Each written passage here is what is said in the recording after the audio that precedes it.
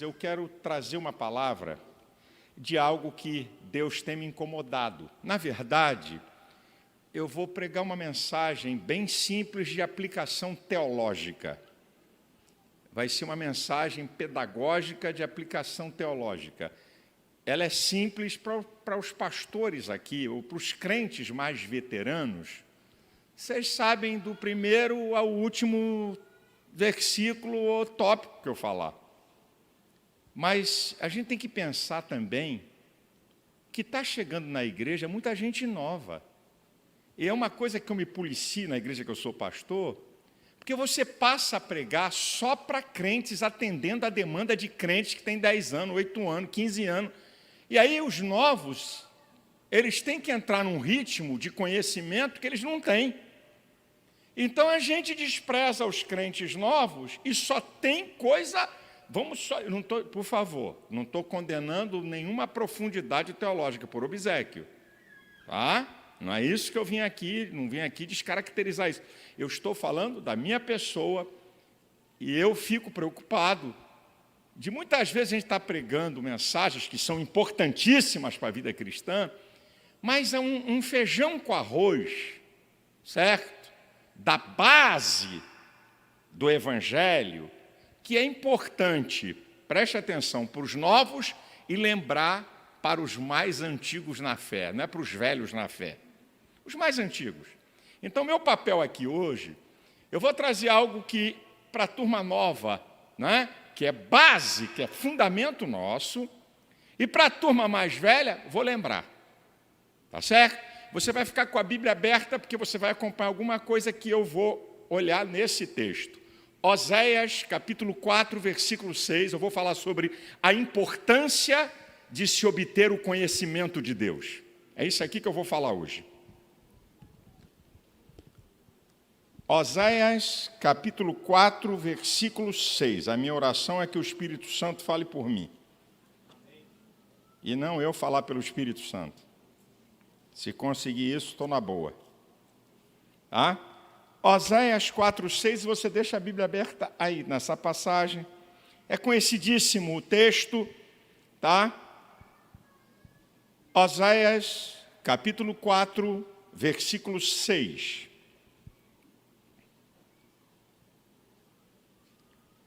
O meu povo foi destruído porque lhe faltou conhecimento.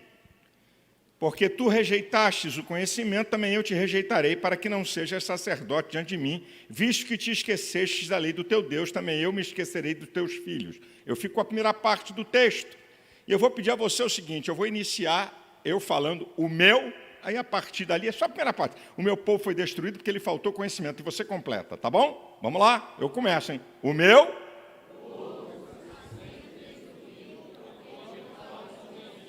Só até aí. Bem, primeira coisa que eu quero falar aqui com vocês são algumas considerações fundamentais sobre o conhecimento de Deus. Tá? Uma abertura aqui, uma introdução. Tá? De algumas considerações fundamentais sobre o conhecimento de Deus. Primeiro, preste bastante atenção no que eu estou te falando, porque isso aqui são fundamentos do conhecimento de Deus. Tá certo? Conhecemos em parte. Todo conhecimento de Deus, nós só conhecemos em parte. 1 Coríntios, capítulo 13, versículo 9 e 10. Em parte conhecemos, em parte profetizamos, vemos como por espelho, como por enigma. Então, nós conhecemos em parte. Não existe doutor em conhecimento de Deus. 2. Só conhecemos o que se pode. Além de conhecermos em parte... nós só conhecemos o que se pode. Romanos 1,19 diz, tá? O que de Deus se pode conhecer, neles se manifestam. Por quê? Porque se Deus colocasse mais coisas acerca do conhecimento dele, nos confundiria. Porque Deus tem a mente eterna e nós temos uma mente limitada. Então, nós só podemos conhecer o que se pode, isso é, aquilo que a mente humana percebe de Deus, porque Deus é muito mais do que você percebe e do que está escrito na Bíblia. Deus é muito, muito, muito, muito, muito mais. Terceiro, o conhecimento de Deus é uma ciência muito alta. O Salmo 139, versículo 6, quando o salmista está falando da onisciência e da onipresença de Deus, da onipotência de Deus, tal ciência é maravilhosíssima para mim, tão alta que eu não posso atingir. Se você quiser entender tudo de Deus, cuidado que eu vou encontrar você assim, ó, vai ficar maluco, tá? Porque é uma ciência alta demais para você entender tudo de um Deus que tem mente eterna com seres pecadores que têm mente limitada. E quarto fundamento do conhecimento de Deus é que o conhecimento de Deus é constante. O conhecimento de Deus não é estático e nem completo, ele é constante. Oséias 6,3. Conheçamos e prossigamos em conhecer ao Senhor. Então, o conhecimento de Deus, quanto mais você conhece, mais você sabe que não conhece. E quanto mais você conhece, menos você sabe. Parece que é coisa de maluco, mas é isso mesmo que eu estou te falando. Então, aqui estão 4 fundamentos para você perceber sobre o conhecimento de Deus. Você conhece em parte, conhece o que se pode, ok? É uma ciência alta e o conhecimento de Deus é dinâmico, ele é constante. Agora eu vou usar o texto e vou te mostrar, e aqui é a minha preocupação, algo que o Espírito Santo tem me incomodado com essa geração de hoje na igreja. O que a falta do conhecimento de Deus produz.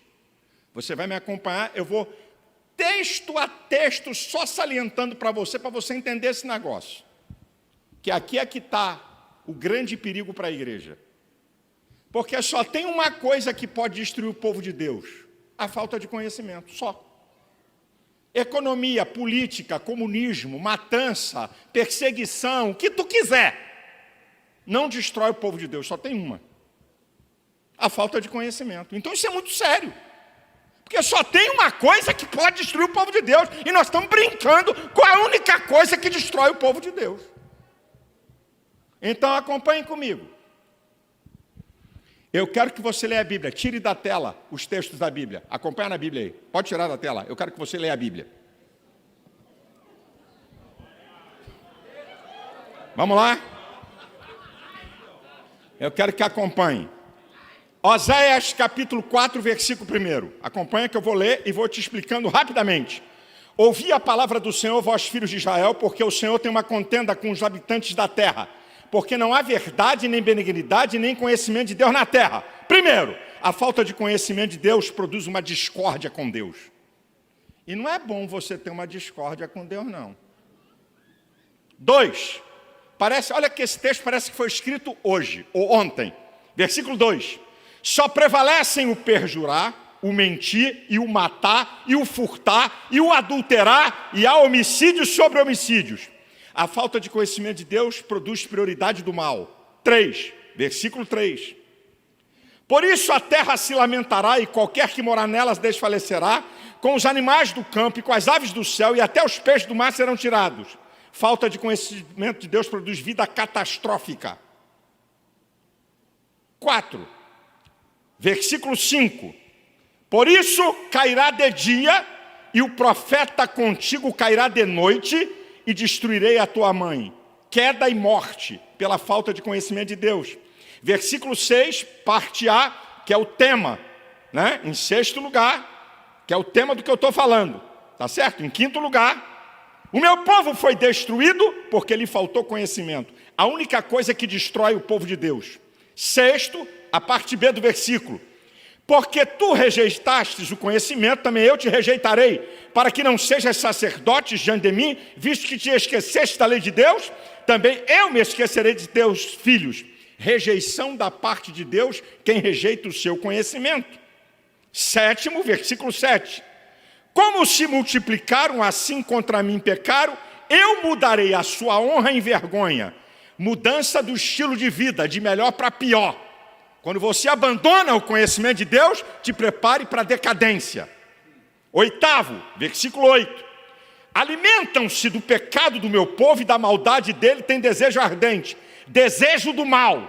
A falta de conhecimento de Deus produz no ser humano desejo de praticar o mal. 9º, versículo 9. Por isso, como é o povo, assim será o sacerdote, e visitarei sobre ele os seus caminhos e lhe darei a recompensa de suas obras. Juízo de Deus. Falta de conhecimento de Deus, juízo de Deus. 10º, versículo 10.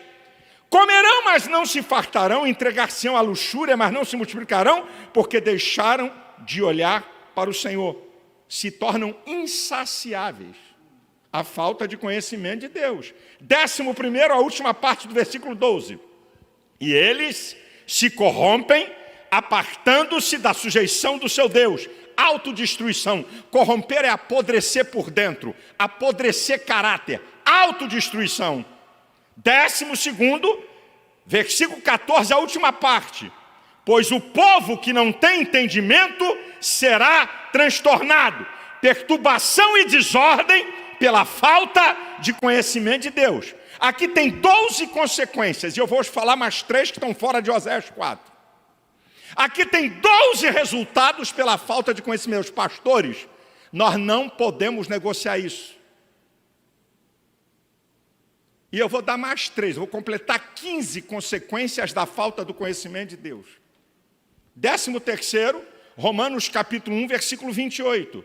Como não se importaram em ter conhecimento de Deus, Deus os entregou um sentimento perverso. Deus os entregou a paixões infames, isso é, paixões vergonhosas. O homem mudando o uso natural da mulher e a mulher mudando o uso natural do homem. Está falando de práticas homossexuais. Consequência do homem não se importar em ter conhecimento de Deus. Agora aguça teu ouvido. A falta de conhecimento de Deus dá poder ao diabo. E eu vou te provar uma coisa na Bíblia, que está em 1 Timóteo, capítulo 4, versículo 1. Nos últimos dias, o Espírito expressamente diz que muitos apostatarão da fé. Escute isso aqui, senhores pastores e povo de Deus, dando ouvidos a espíritos enganadores e doutrinas de demônio. Então vamos ver o que é isso. Apostatar da fé é negar a fé. Negou a fé porque não tem o conhecimento, porque deu poder a Satanás. Aí olha o que a Bíblia está dizendo. Espíritos enganadores. Lembra que Paulo diz em 2 Coríntios, capítulo 11, versículo 14, que Satanás se transfigura em anjo de luz? Profecia, hino, música, poder, mas é diabo. Prega, faz culto, fala língua estranha, rodopia, mas é capeta. Espíritos enganadores. Aí a coisa fica mais profunda. Doutrinas de demônios, teologia deturpada. Doutrinas de demônios, teologia deturpada, conhecimento deturpado. Eu estou te mostrando na Bíblia o que é a falta de conhecimento Deus produz. A apostasia. Como você não tem conhecimento, você não tem discernimento. Como você não discerne, você não sabe se é voz de Deus ou voz do diabo. Porque parece que é de Deus. E o movimento pentecostal, que eu sou dele, se o cara falar língua estranha, se o cara profetizar, se operar milagres, é de Deus. E pode ser, é do Satanás. E você só discerne isso se você tiver conhecimento. Agora, em 15º lugar, segura aqui, que aqui é uma coisa seríssima. O capítulo 2 do livro de Juízes é um resumo do livro de Juízes. Lá na altura do versículo 9, 10 e 11, diz assim, que depois da morte de Josué e daqueles anciãos, foi congregada uma geração nova que não conhecia o Senhor, nem a obra que ele fizera a Israel. E por causa disso, serviram aos Baalins e Astarote. Então, senhores, o que a falta do conhecimento de Deus produz? E está produzindo nessa geração a falta de temer a Deus. Nós estamos vivendo uma geração que não teme a Deus. Peca na maior cara de pau, vive na maior da safadeza, chega na igreja, chora, canta, levanta a mão, toma a ceia.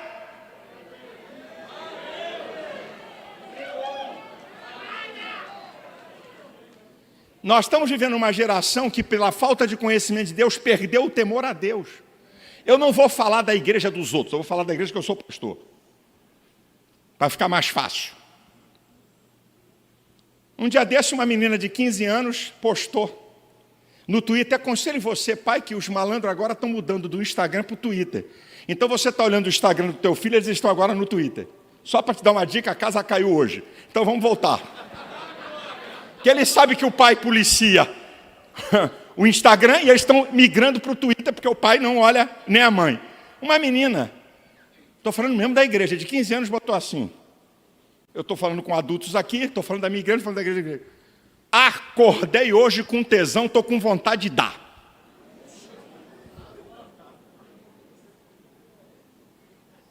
Batizada na igreja. Uma outra mulher casada, a chamada foto intimista. Sutiã, calcinha, casada. Eu queria saber como é que isso é um frouxo. A minha vontade era dar uma coça no marido. Não é nela, não. A mulher expõe o corpo nas redes sociais. Nós estamos vendo uma exposição, e é fácil falar da garotada. Mulher casada, vai tomar vergonha dessa tua cara. Mulher casada com posições, com decotes, com 2 mamão do tamanho de um bonde, em foto, com a bunda empinada, sensual. Eu acho que esse povo nunca leu Romanos 6,13. Que você não pode usar o seu corpo como instrumento do pecado, como instrumento da justiça.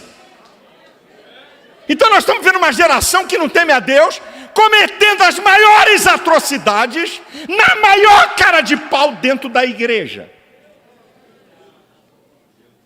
Não se arrepende da vida de pecado, não choram. Não.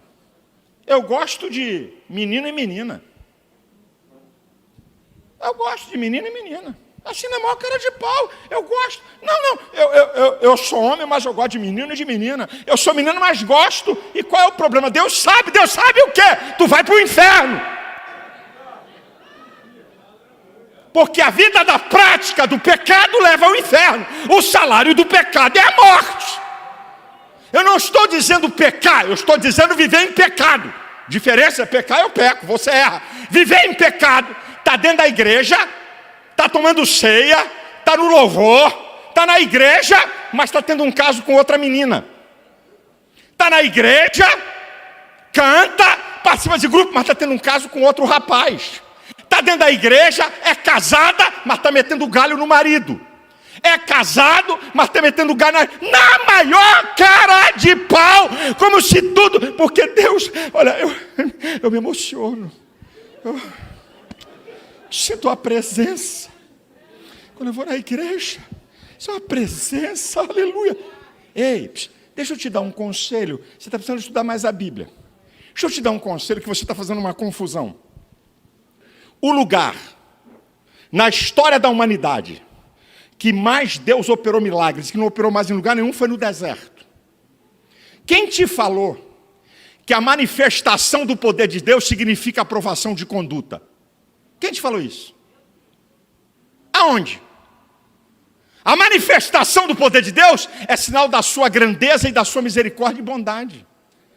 Lá no deserto, só sobrou 2 daquela geração. Caiu todo mundo. Estão pensando porque eu sinto poder, porque eu falo língua estranha e eu me alegro, então Deus está aprovando minha conduta. Provérbios capítulo 10, versículo 27, diz que o temor do Senhor aumenta os dias, mas a vida do ímpio será abreviada. Provérbios capítulo 23, versículo 17, 18 diz assim: não tenha inveja do ímpio, se no temor do Senhor todo dia haverá um bom futuro para você. A sua esperança não vai falhar. É para quem teme a Deus. A falta do conhecimento de Deus, senhores pastores, eu prego. Então, eu não estou falando de ninguém. Eu prego mensagens de autoajuda, como a gente chama. Eu prego mensagens de motivação, eu prego. Eu não estou condenando isso. A questão é se estamos pregando a palavra. Eu não estou perguntando qual é o teu estilo de pregação. Você ouviu aqui na primeira parte uma mensagem bíblica. Eu não estou falando, meu irmão. O problema hoje é que querem fazer do púlpito coach. Treinamento de liderança. E a palavra de Deus é subjetiva e não principal. Nós estamos produzindo uma geração que não teme a Deus, que na maior cara de pau está dentro da igreja cometendo os pecados mais horrorosos, e a liderança, o pastor que tem o microfone, se omite em combater o pecado. Vive no somebody love espiritual.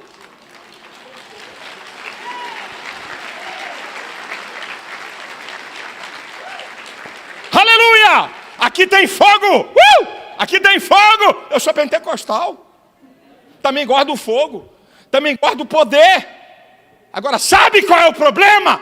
Nós estamos substituindo conhecimento por movimento. Movimento é num culto. Acontece um movimento do Espírito Santo. E aí a gente está satisfeito porque o culto, rapaz, que fogo, que poder. Aí você pergunta, o que é que você aprendeu? 2 funções no culto que Davi, o maior adorador da Bíblia, ensina no Salmo 27, versículo 4 e 5. Uma coisa pedi ao Senhor e a buscarei, que eu possa morar todos os dias na casa do Senhor. Para quê?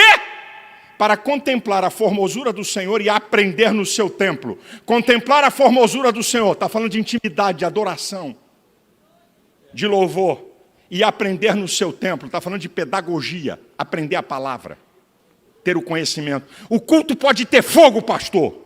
O culto pode ter poder. O que é que teu culto ensina para aquela ovelha? Pode cair fogo, pode abalar tudo. O que é que teu culto está ensinando para a vida cristã, para aquelas pessoas depois que o culto acabar? Sabe o que eu digo na igreja que eu sou pastor? Aqui você edifica a fé. Daquela porta para fora você manifesta a fé. Aqui não é lugar de manifestar a fé, não. Aqui é lugar de edificar a fé. Da porta para fora, você vem para cá para aprender o conhecimento de Deus, para expor na sua vida, no seu dia a dia, quando não tiver a igreja junto de você. Então, vamos para uma terceira etapa. A questão, então, é ter o conhecimento de Deus. E como é que se obtém o conhecimento de Deus? É só feijão com arroz aqui hoje. Como é que se obtém? Não vou falar nada que você não entenda ou não conheça. Como é que se obtém o conhecimento de Deus? Número 1, a principal fonte. Palavra de Deus. E como é que é? Busca de conhecimento com intelecto. Ninguém fica... Está entrando a Bíblia. Entrou Mateus. Estou em transe. Não. E aí tem o dado. Busca de conhecimento com intelecto. Olha Daniel no capítulo 9, versículo 2. Eu, pelos livros, entendi. Pesquisou. Analisou. A Bíblia, você não vê Deus mandando ler a Bíblia. Manda meditar. Meditar é inferir, analisar, pesquisar e pensar o que essa geração não quer. Essa geração vive de informação e não de conhecimento. E estão treinando a sua mente para informação de alta velocidade. Aí é outra mensagem, é outra coisa, eu não quero entrar nisso aqui, senão eu vou perder e o tempo vai embora. Daniel foi pelos livros, entendeu que Deus falara com o profeta Jeremias. Intelecto. Foi meditar na palavra. Agora olha Paulo, 2 Timóteo 4,13. Tu quando vieres, passa em Troade, na casa de Carpo, traz a minha capa, os livros e principalmente os pergaminhos, a palavra. Olha lá, olha como é que Paulo estudava a palavra, pesquisava. Antes tem o seu prazer na lei do Senhor, e na sua lei medita, não é na sua lei leia. Na sua lei medita. pensa, analisa. Eu vou dar um dado para você, se eu vou dar. As pesquisas atuais, existe déficit de atenção. O déficit de atenção de uma criança, isso é, se você botar uma criança durante 1 hora assistindo alguma coisa, ela vai desviar de 32 a 35 vezes a atenção. Ela não fica concentrada vendo um filme 1 hora. Então é um déficit de atenção. Você sabia que hoje com a internet há um déficit de atenção igual de criança? O telefone está do lado. Piu! Plim! Trim! O déficit de atenção hoje de adulto é igual de criança. Então, estão treinando a mente humana para informação e não conhecimento. Agora, preste atenção. Todas as vezes que você se depara com uma situação difícil, é um processo em velocidades espantosas. A sua mente vai no HD, que é a memória, buscar alguma informação para resolver aquele problema que apresentou. O que tem na memória das pessoas hoje? Zap, Twitter, Facebook, videozinhos. Nunca nos deparamos, na era da tecnologia e do avanço da ciência, com seres humanos que não sabem resolver problemas banais, porque a mente não tem conhecimento, só tem informação. E, lamentavelmente, isso está acontecendo com isso aqui, ó, palavra. Só frasezinha de efeito. Ah? Só coisinha de efeito. Aí, quanto tempo tem essa mensagem desse pastor no Facebook ou no Instagram? 1 minuto dá para assistir. Acima de 2 é muito tempo. Primeiro, para você ter conhecimento, busca de informação com intelecto, leitura da palavra. 2, relacionamento com Deus através de transcendência, oração. Como é que você conhece uma pessoa que você não fala com ela? Vamos para um exemplo banal? Você está numa festa. Aqui tem o chefe da festa que te convidou e tem um outro amigo que você não conhece. Está os 3 juntos. Você, o chefe da festa, que é teu amigo, e um outro amigo dele que não é teu amigo. Aí o cara da festa diz assim, me dá 2 minutinhos que eu vou ali resolver uma coisa. Você fica com a pessoa que você não conhece, você não sabe o que vai falar com ela, você fica sem graça. Por quê? Porque você não tem intimidade. Esse exemplo tão banalzinho, você transporta para Deus. Como é que você conhece Deus se você não fala com Ele? Deus tem N maneiras de falar com você, e você só tem uma maneira de falar com Ele, através da oração. Por que você acha que Paulo diz orai sem cessar em 1 Tessalonicenses 5,17? Por que tu acha que Daniel 6,10 diz assim, e Daniel orava 3 dias como antes estava acostumado a fazer? Aqui está uma chave. É que agora Daniel comandava 40 províncias, distantes, mais de 1.000 quilômetros uma da outra, sem telefonia, sem automóveis ligeiros. Significa que a posição de Daniel não mudou seu relacionamento com Deus. Desculpa dizer, não é aqui em Governador Valadares, não, é lá no Rio de Janeiro. O crente começa a ser alguma coisa, a primeira coisa que ele faz é se afastar do relacionamento com Deus. Só se relaciona com Deus se estiver debaixo de chicote. Xelepo, oh, glória a Deus. Oh, bate mais, papai. Segura a outra aí, meu filho. Xelepo, oh, aleluia. Eu estou jejuando, oh, glória. Oh, terra. Toma mais aqui. Está doendo, papai, mas é bom. Só se relaciona com Deus se estiver apanhando. Quando começa a crescer, se afasta do relacionamento com Deus. Como é que você tem conhecimento? Revelações de Deus, isso é soberania de Deus. O mesmo Daniel que buscava conhecimento com intelecto, quando você chega no versículo 23, Gabriel voa rapidamente antes da oração acabar e diz, eu vim para que você tenha entendimento. Isso é uma revelação sobrenatural. E Deus não dá revelação sobrenatural para quem não tem intimidade com Ele. Mas você pode conhecer a Deus através de revelações. Vamos para Paulo? 2 Coríntios 12:7. Eu, para que não me gloriasse pela excelência das revelações, foi-me dado um espinho na carne. Está falando de sobrenatural, isso é, soberania de Deus para revelar o que Ele quer. Só que Deus não é um ser inconstante e medíocre. Você quer se relacionar com ele? Então ele vai te mostrar coisas para você que quer. O outro não quer, fica no beabá. Você vai para o X, E, Y e por aí diante. O outro é A, B, C, acabou. Como é que se obtém conhecimento de Deus? Experiência com Deus no dia a dia. Quando você pratica o evangelho no dia a dia, você vai vendo Deus se manifestar para você. Quando você evangeliza, quando você aplica a palavra na tua vida diária, por que você acha que Paulo diz em Romanos 5,3? Porque sinto prazer na tribulação, porque a tribulação produz a paciência a experiência, a esperança, e a esperança não traz confusão. Olha só, as coisas que aconteceram na vida dele aprimoraram o relacionamento dele com Deus. Quando Paulo diz em 2 Timóteo 3,11, perseguições e aflições tais quais me aconteceram em Antioquia, Icônio e Listra.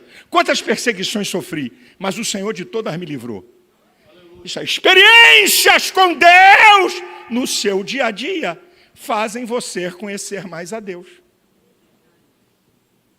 Eu não estou pregando nada que ninguém aqui saiba, eu só estou te lembrando. Você não vai ter conhecimento de Deus olhando caixinha de promessa. Porque a caixinha é só de promessa, não é caixinha de arrebentar. Tá? Não tem lá nenhum texto. Ó, filho do diabo. Não quero isso aqui não. Só tem coisinha boa. Mas meditando, dando tempo. Irmão, pare para pensar, vamos ser honestos. Quanto tempo você usa por dia para ler a palavra? E quanto tempo você usa com a cara nessa porcaria de celular? Porque só serve para brincadeira, para blá blá blá. E hoje vou dar um dado para vocês. Escute. A crise de abstinência da cocaína, um viciado em cocaína, ele só vai ter uma crise de abstinência 72 horas depois que ele deixar de usar cocaína. Crise de abstinência de cocaína, 3 dias. Está com o ouvido preparado? Crise de abstinência de uso de celular, 3 horas.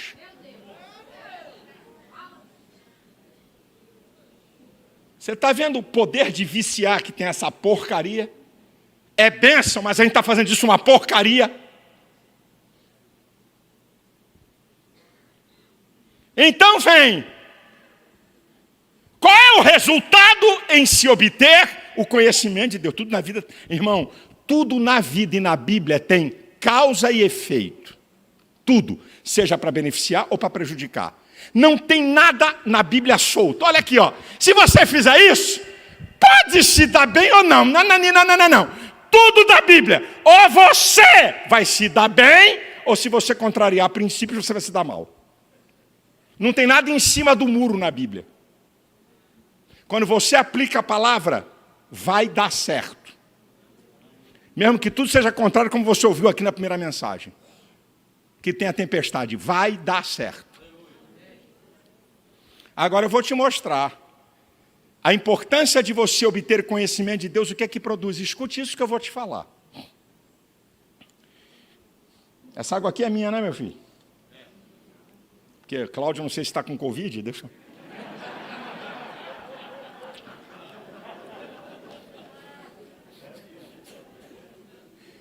Aí, já viu o irmão substituir aí, ó. Olha o mistério aí. Está repreendido em nome de Jesus, todo mal.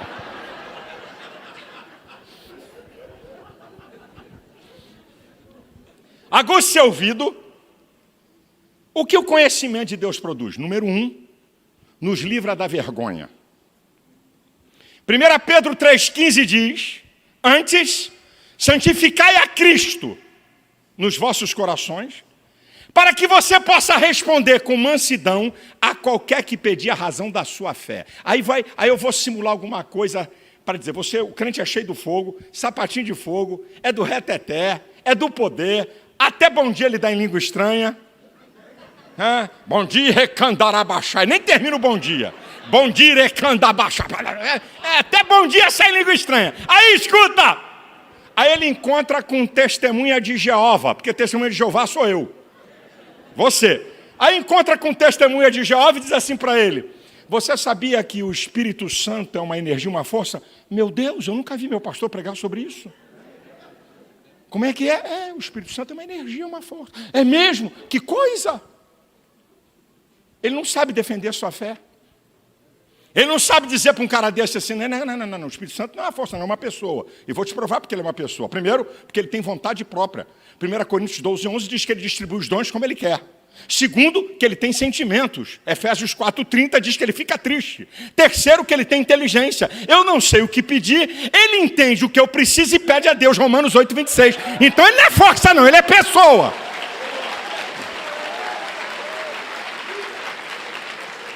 Aí você encontra o mesmo testemunho de Jeová e vai apertar você dizendo assim: Jesus Cristo não é Deus, ele é apenas o irmão mais velho da humanidade. Meu Deus! Meu pastor nunca falou isso. Jesus é apenas o irmão mais velho da humanidade. Como você não tem o conhecimento, você vai engolir.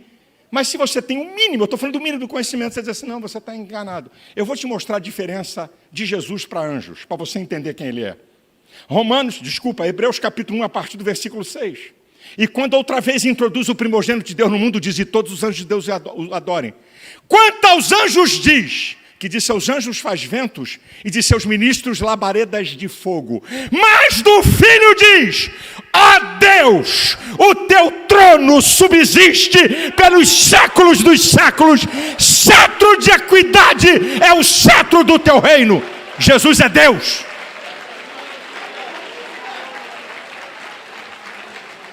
1 João capítulo 5, versículo 20 diz, sabemos que o Filho de Deus é vindo e nos deu entendimento para conhecermos o que é verdadeiro. E no que é verdadeiro estamos, isto é, em Jesus Cristo, o seu Filho. Este é o verdadeiro Deus e a vida eterna. Jesus é o irmão mais velho da humanidade, por troca nenhuma. Jesus não é espírito evoluído, por troca nenhuma. Ele é Deus.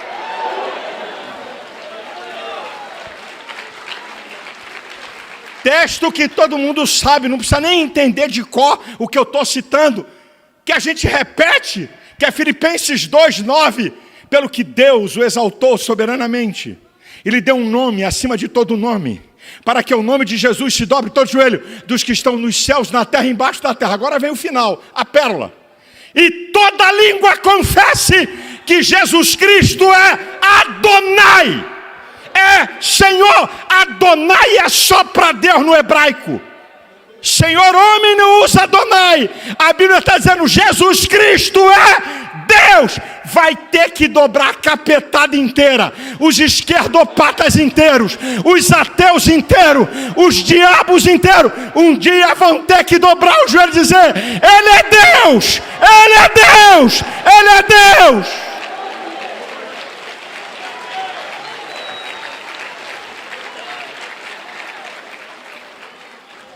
Nem os fundamentos mais simples do Evangelho o povo sabe defender.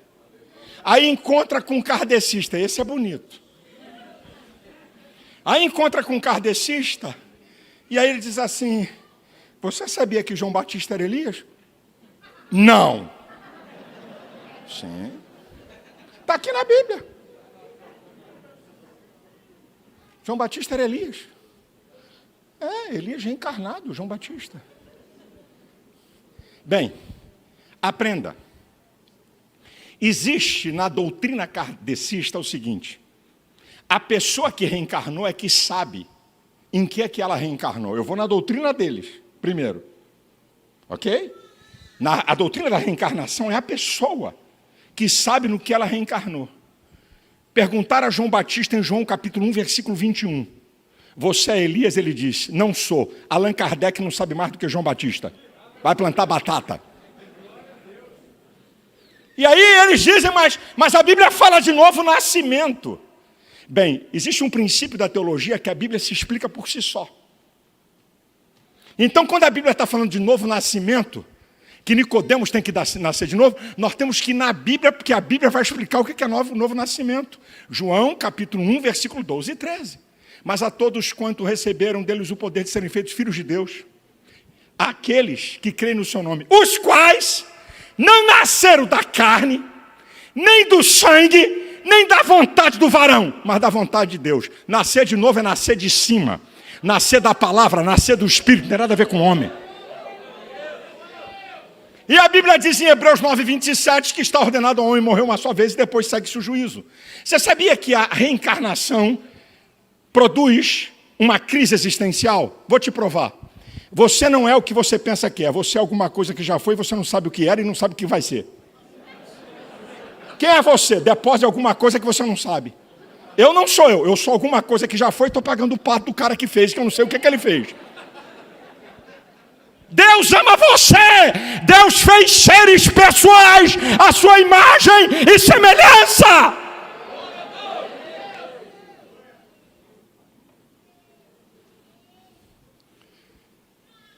Nós estamos sendo envergados nos fundamentos teológicos primordiais do Evangelho, porque nós estamos com um povo sem conhecimento, e sem conhecimento é levado à destruição espiritual.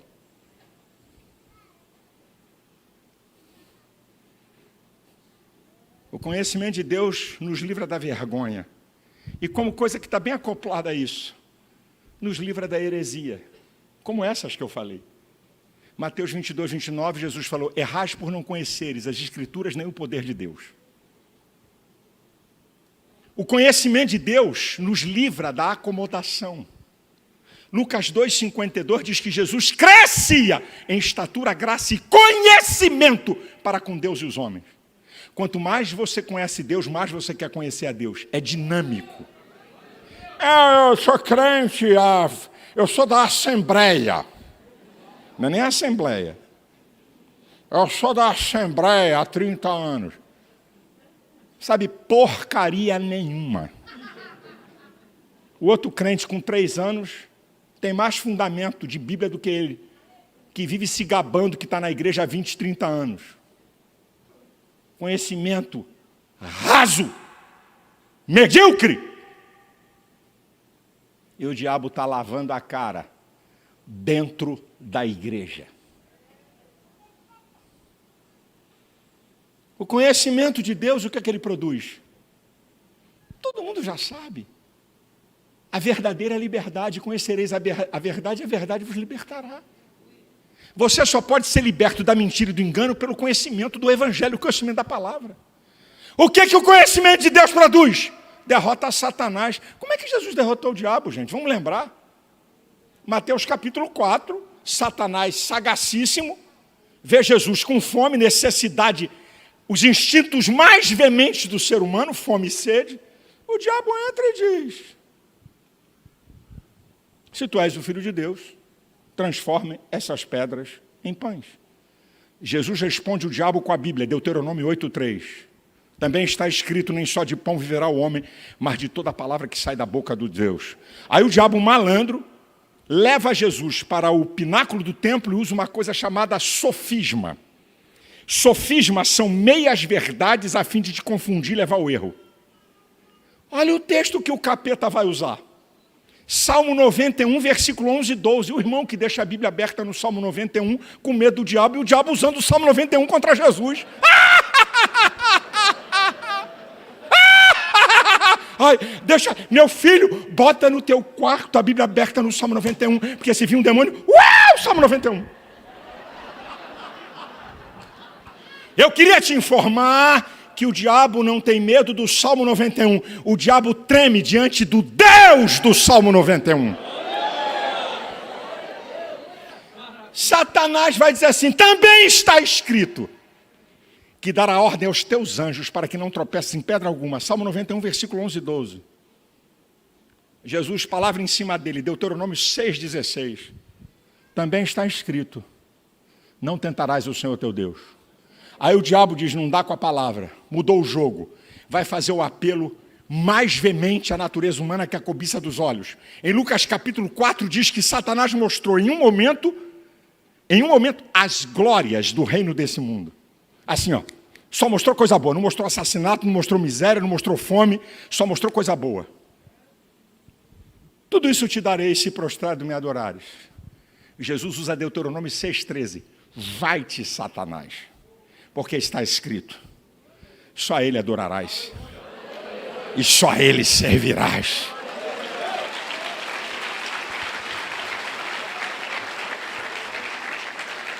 Jesus botou o capeta para correr com a palavra. O que o conhecimento de Deus produz? Intimidade com Deus. Olha Daniel, a coisa é sensacional. Daniel pesquisa, vou voltar para o capítulo 9. Não entende alguma coisa e antes dele terminar a oração, está lá na Bíblia, versículo 21, 22 e 23 do capítulo 9. E o varão Gabriel voou rapidamente. Antes dele acabar a oração, antes de Daniel acabar a oração, a resposta já vinha. Diz assim: desde o momento que você aplicou o teu coração, eu recebi a ordem. Que é isso, meu irmão? E aí, Gabriel chega para Daniel e diz assim: você é um homem muito amável. Intimidade com Deus. Depois, no capítulo 10, versículo 11 e 19, quando Satanás se coloca no meio do caminho para Daniel não receber uma resposta, depois de 21 dias, que Miguel vem, batalha, abre caminho, o anjo traz a resposta para Daniel. Daniel, homem muito desejado. Desde o primeiro dia que tu aplicastes o teu coração, que a resposta saiu. Mas o príncipe da Pérsia se colocou no meio do caminho. Eu vim por causa das tuas palavras. Intimidade. Intimidade com Deus. Conhecimento produz intimidade. Quando Paulo diz esse texto, muitas vezes a gente não repara. 2 Timóteo 1,12, Paulo diz assim: por cuja causa padeço e não me envergonho. Ele diz assim: por cuja causa eu sou vitorioso. Aleluia. Por cuja causa padeço. Como é que um homem que opera curas, maravilhas, cura paralítico, cura cego, leva lenço e o cara ressuscita, como é que um cara desse sofre tribulação, adversidade e luta? Aí Paulo vai dizer: por cuja causa padeço e não me envergonho. Sabe por quê? Porque eu sei, eu conheço quem eu tenho crido. Intimidade com Deus. O conhecimento de Deus, filho, sabe o que produz? Blindagem contra o pecado. Só estou te falando o beabá da Bíblia no assunto. Salmo 119, versículo 11: escondi a tua palavra no meu coração para não pecar contra ti. Escuta essa. Você pode estar, escute isso, eu já vou terminar. Você pode estar a 10 mil quilômetros de distância do último crente, da última pessoa que você conhece. No meio das maiores atrocidades, na maior devassidão. O que vai fazer você não pecar? Escondi a tua palavra no meu coração. Agora, não é aqui em Valadares não, mas você pode estar dentro da igreja, no meio dos crentes e cantando uma mulher do lado para levar ela para um motel quando acabar o culto. E no meio de um monte de crente. O que blinda você contra o pecado é a palavra. Você quer vencer o pecado? Você não quer ter vida de pecado? A palavra. O único livro que o autor está presente. Em último lugar, o que é a palavra de Deus? O que o conhecimento produz? Vida eterna. João 17,3. A vida eterna é esta: que te conheçam a ti como único Deus verdadeiro e a Jesus Cristo a quem tu enviaste. Pastores, amados do Senhor, preguem a palavra. O diabo quer tirar a palavra da igreja. O diabo quer tirar a palavra da tua vida. O diabo quer tirar a palavra da tua família. Salmo 119, versículo 130, a exposição da tua palavra dá luz e entendimento aos simples. Salmo 119, versículo 140, a tua palavra é muito pura, por isso o teu servo a ama. Salmo 119, versículo 116 e 117, vivifica-me segundo a tua palavra para que viva, e não me envergonhe da minha esperança, sustenta-me e serei salvo. Hebreus 4:12 diz que a palavra de Deus é viva e eficaz, mais penetrante que espada alguma de 2 gumes, penetra até a divisão da alma e do espírito, das juntas da medula, é apta para discernir os pensamentos e as intenções do coração. A palavra de Deus vai onde a psiquiatria não vai, a palavra de Deus vai onde a psicanálise não vai, a palavra de Deus vai onde o psicólogo não vai, a palavra de Deus vai onde a ciência não vai. A palavra poderosa é a palavra de Deus. Pregue a palavra. O que sustenta a igreja é a palavra.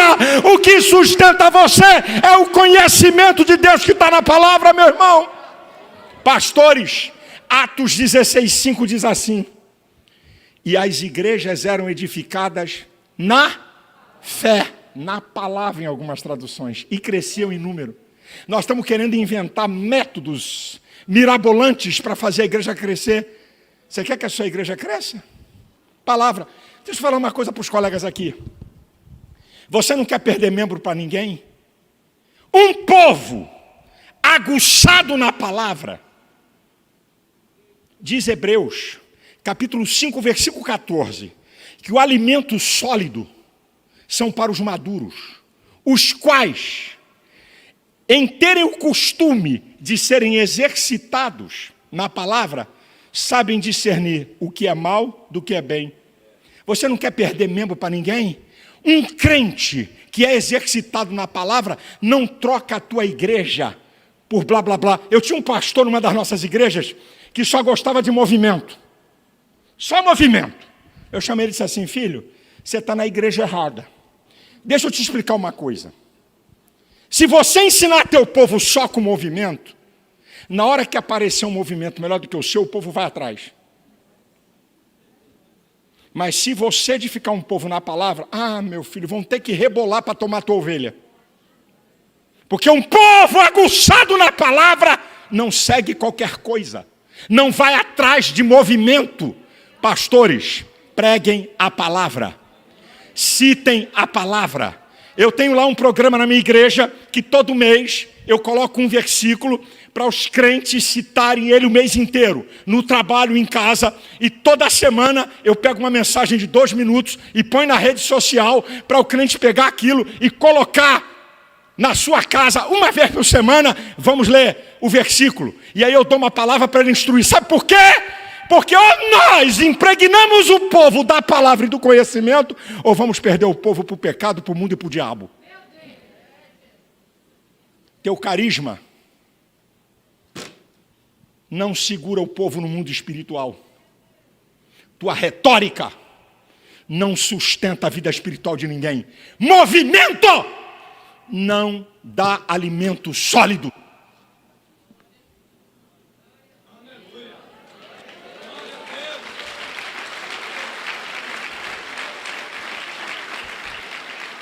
Ô Espírito Santo, a minha palavra é muito pequena, mas ó Espírito Santo, fala o coração desse povo aqui,